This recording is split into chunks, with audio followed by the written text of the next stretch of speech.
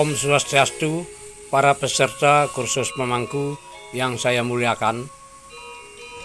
Sebagai seorang pemangku, kita mesti memperhatikan yang disebut dengan panca M.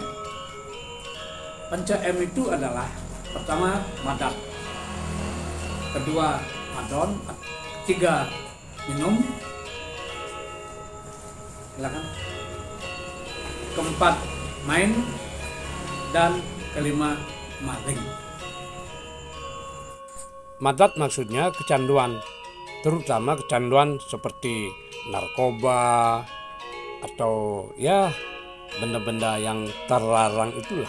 Seorang pemangku tentu saja tidak boleh madat. Kemudian madon, artinya seorang pemangku tidak boleh nyewek atau berselingkuh. Jadi ya sayangi saja ya istri atau suami di rumah. Lalu main. Nah, yang dimaksudkan main di sini adalah main judi. Ya, misalnya meceki, markajen, dan ya jenis-jenis judi lainnya. Mengapa seorang pemangku tidak boleh meceki? Ya, karena seorang pemangku semestinya memiliki sifat ulas asih. Jadi betul-betul memahami ajaran Tatuam Asih. Kita kan tahu kalau meceki itu artinya kita ingin mendapatkan keuntungan sebanyak-banyaknya dan untuk itu merugikan orang lain. Secara hukum, baik hukum negara maupun hukum agama, sudah tegas-tegas disebutkan bahwa perjudian itu dilarang. Seorang pemangku mestinya memperhatikan larangan itu. Kemudian minum. Yang dimaksud dengan minum di sini yaitu meminum minuman keras yang beralkohol dan sampai mabuk. Gitu. Seorang pemangku tentu saja tidak baik kalau sampai mabuk-mabukan.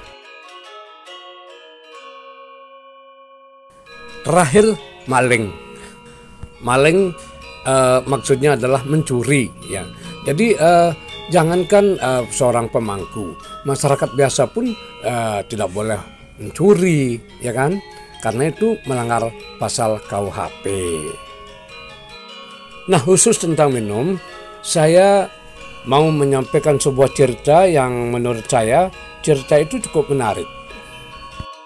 Ketika pemutaran Gunung Mandaragiri di Kesirarnawa atau di Lautan Susu yang dilakukan oleh para denawa dan para dewa, keluarlah berbagai benda-benda, antara lain ada cairan yang beracun. Oleh Dalang Ida Bagus Ngurah dari Budo, Kabupaten Badung, cairan yang beracun itu disebut tua.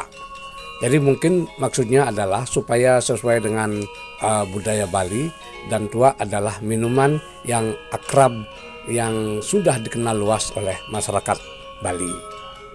Dalam dialog antara Delem dan Sangut, nah di sana ada disebutkan ketika tua itu keluar dari gunung, diminumlah oleh Betara Siwa. Oleh karena minum berlebihan, akhirnya Betara Siwa menjadi mabuk. Dan akibatnya pula pada leher Betara Siwa ada titik kebiru-biruan atau biru bercampur magenta yang disebut warna nila. Oleh karena leher Betara Siwa ternoda oleh warna nila, maka sejak itu Betara Siwa dijuluki Sang Hyang Nilekanta. Nah, sejak itulah Betara Siwa mengeluarkan bisama sebagaimana disampaikan oleh Sangut kepada Delem. Sujatinya tua itu amarta sakewala nyenje berlebih-lebihan cara bapa.